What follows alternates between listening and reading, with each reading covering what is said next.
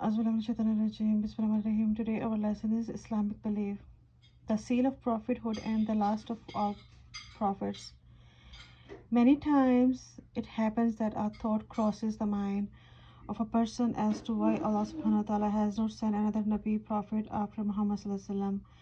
Even though there are many types of evil present in the world and when these are increasing daily.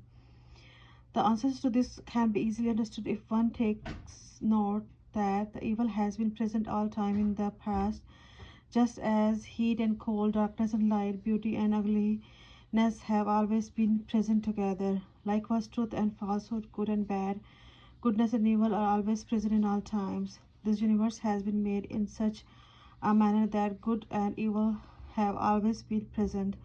Of course, it does happen that when one increases, the other become less, but neither of the two will disappear totally. In fact, there was evil present every during the time of our Nabi Sallallahu Alaihi Wasallam and the other Anbiya Alayhi Salam. Is it true that one Nabi Sallallahu Alaihi Wasallam was successful in removing kufr, disbelief and shirk, joining partners with Allah subhanahu wa ta'ala from the Hijaz area and during his time, but the rest of the world was filled with kufr? The reason for Nabi Sallallahu Alaihi Wasallam being sent is not because of evil spreading in the world, but rather because the true deen has become incomplete, or when the teaching of the true deen has disappeared. When this happens, a Nabi definitely comes to complete the deen or to review its teachings. The message delivered through Nabi Sallallahu Alaihi Wasallam was the Quran. By the grace of Allah, the Quran is present with us today without anything missing or being added. We have with us people who recite the Quran and who understand it, and language it was revealed in is still used in the world and can challenge any other language of the world as being the best of languages. Allah has announced that this message teaches the complete deen, and that it will be remain as if it forever. Nothing will ever be added or subtracted from it, just as the sun is present and protected as it has always been and continue to give light to the world. The son of the deen called the Quran shall also remain as it is, and it is protected forever. Allah is the protector who, as long as this sun, the Quran, is present, there shall be no need for another sun or even a moon or a star.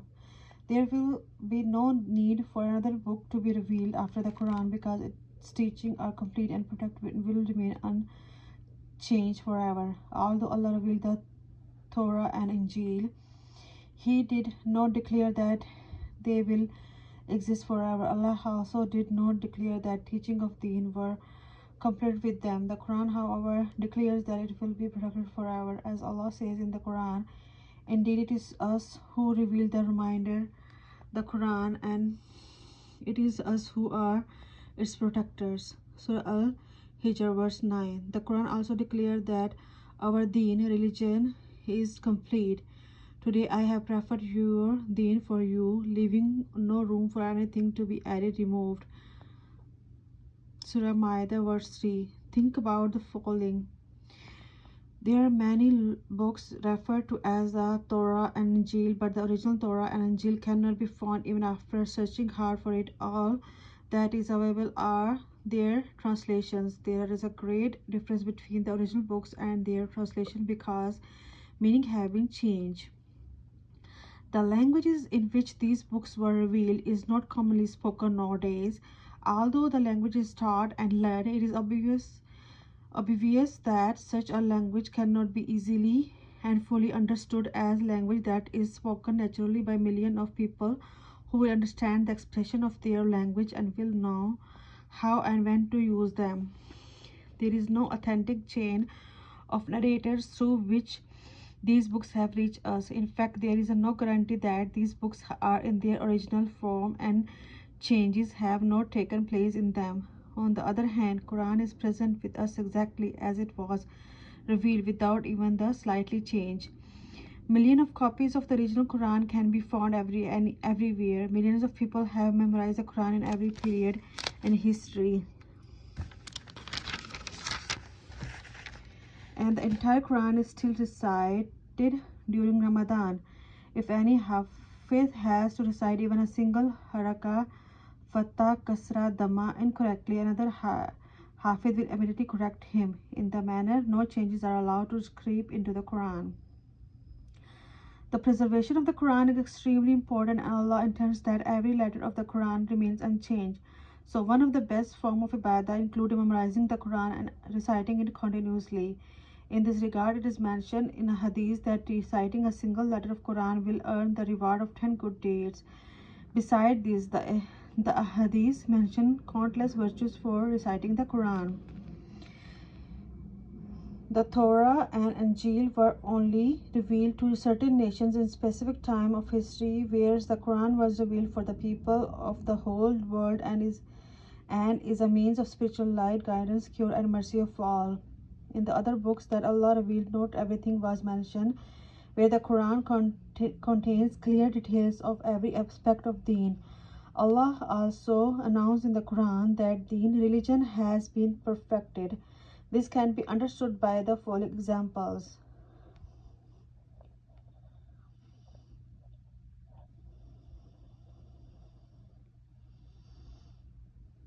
There are many classes of grades in our madrasa, and the education of your madrasa course ends in the highest grade of class, after which certificate is given.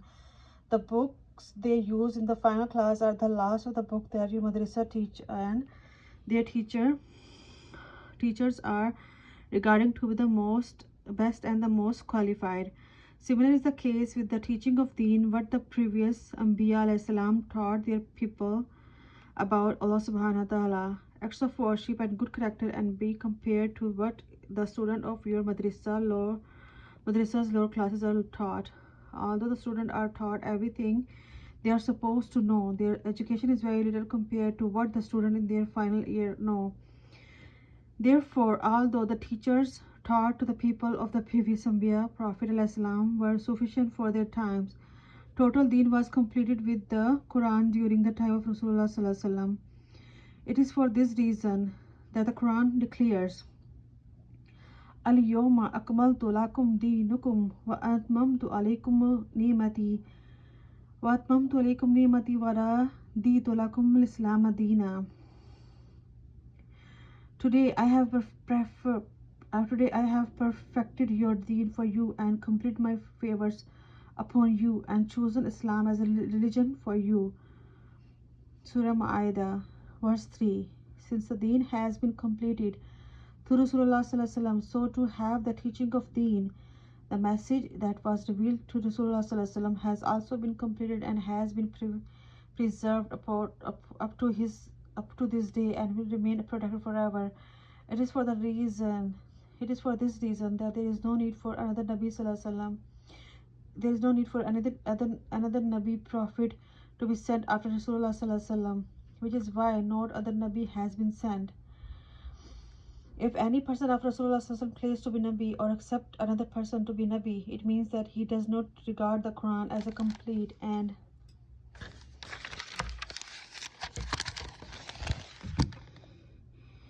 preserved, protected book, and also does not regard its teaching to be part of deen.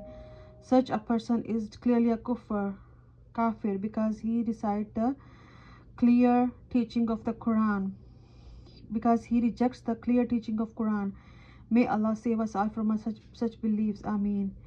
Questions. A person who does not believe in the last prophet is known as what? Kafir. What is the difference in the Quran and the previous books indeed to who it was sent down for? Why has the Quran not been changed since being revealed? Why will Allah not send down another prophet? Give a brief summary. La ilaha illallah Muhammad Rasulullah. So our next chapter is fasting. So after a few days, March 11, the first Ramadan is coming. So this lesson is about fasting. Many great rewards have been mentioned in the Many great rewards have been mentioned in the hadith with regards of fasting. The person who fasts has a high rank in the eyes of Allah. Rasulullah Sallallahu Alaihi Wasallam has mentioned that the person who fasts for the sake of Allah during the month of Ramadan with the hope of being rewarded, all his previous sins will be forgiven. Rasulullah Sallallahu Alaihi Wasallam has also mentioned that the smell from the mouth of fasting person is more beloved to Allah. The fragrance of musk. On the day of judgment, the rewards for fasting will be unlimited. Another hadith mentioned that on the day of Qiyamah, special tablecloth will be laid beneath the arsh of Allah for those who fasted. There they will eat happily while others are being questioned about their actions. The people being questioned will ask, who are these people that they are eating and drinking while we are struggling with questioning? They will be told in reply, these people used to fast whilst you continue eating. Fasting in the month of Ramadan is one of the most important part of Islam, and a Muslim who does not fast will be committing a major sin, and his religious life will become weak. Fasting means to stay away from eating, drinking, and fulfilling martial desires from Subh Sadiq to until sunset. Subh Sadiq is dawn. The niyyah, intention of ibadah, worship. So just as one stays away from eating and drinking during the fast, it is also necessary to stay away from fulfilling one's martial desires.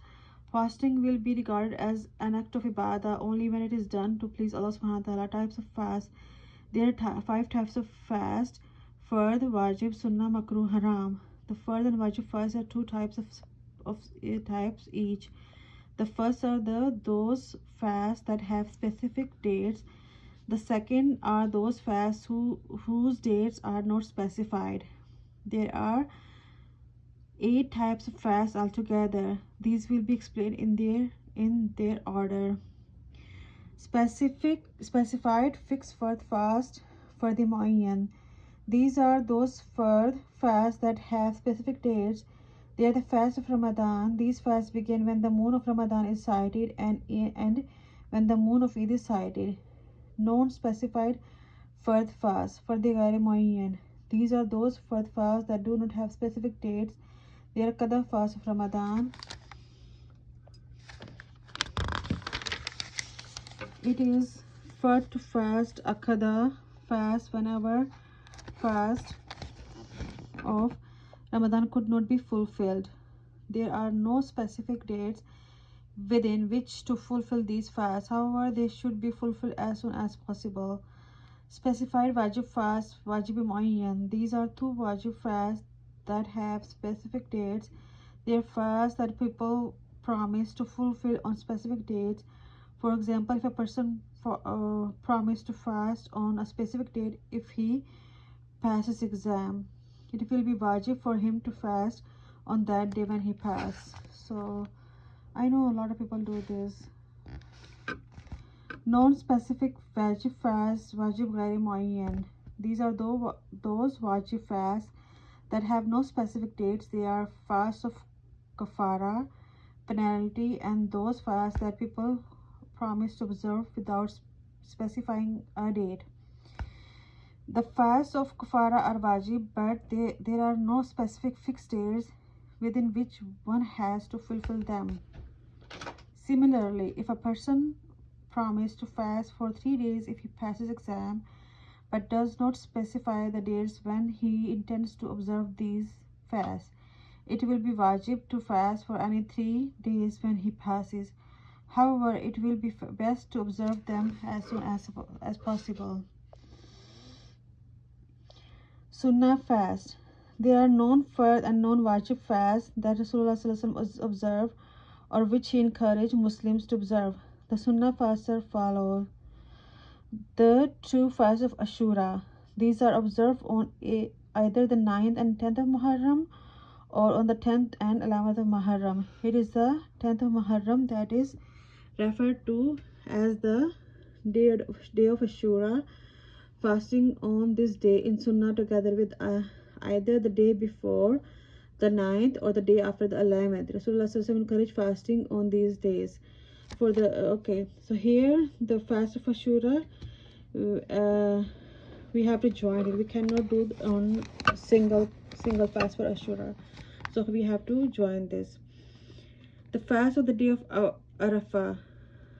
This fast is observed on the 9th of the Zulhajj. It is sunnah for a person who is not performing Hajj to observe this fast, whereas for a person performing Hajj, it is sunnah not to fast on this day. Fasting on the days when the moon is full. The days of the full moon are the 13th, 14th, and 15th days of every Islamic month. It is sunnah to fast during these days. Although these fasts are sunnah, none are sunnah muakkada emphasized. There are no sunnah muakkada fast. Mustahab, desirable fast. All fast beside the fard, wajib, and sunnah fast are mustahab. However, there are certain mustahab fasts that earn a person great reward. These are the 6 fasts of Shawwal, the fast of 15 of Shaban, fasting on Mondays, Thursdays, and Fridays, makruh, undesired fast. It is practice of the Jews to fast on Saturdays, so it is makruh to fast only on Saturday. However, if another fast is joined to the Saturday fast, such as fast on Friday, it will no longer be makruh.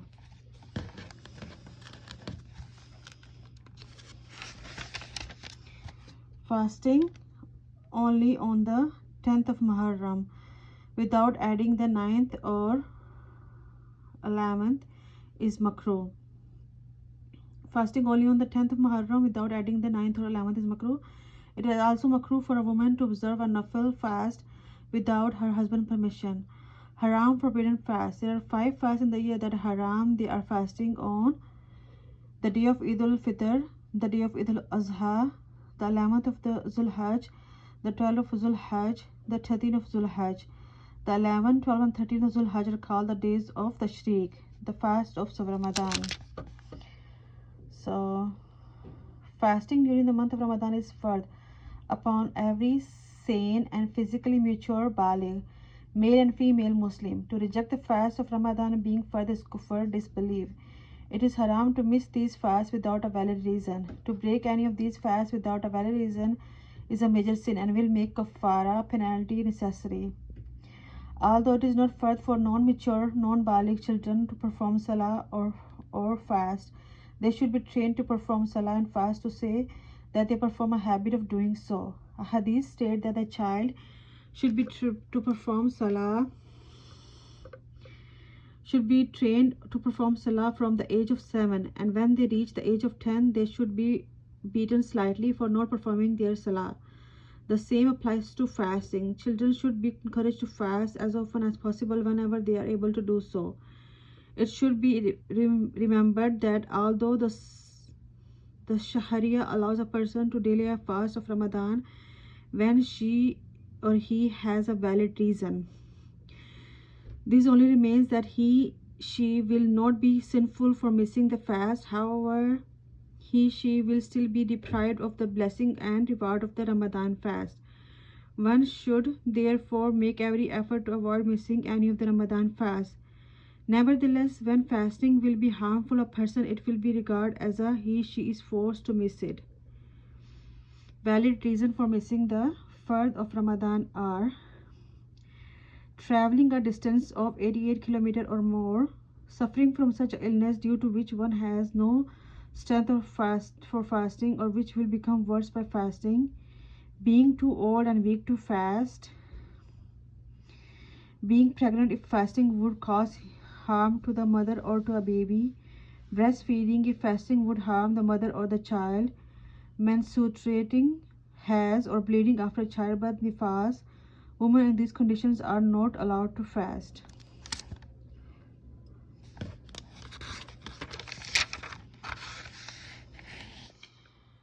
Our next lesson is sighting the moon. So we will start our next lesson tomorrow, inshallah.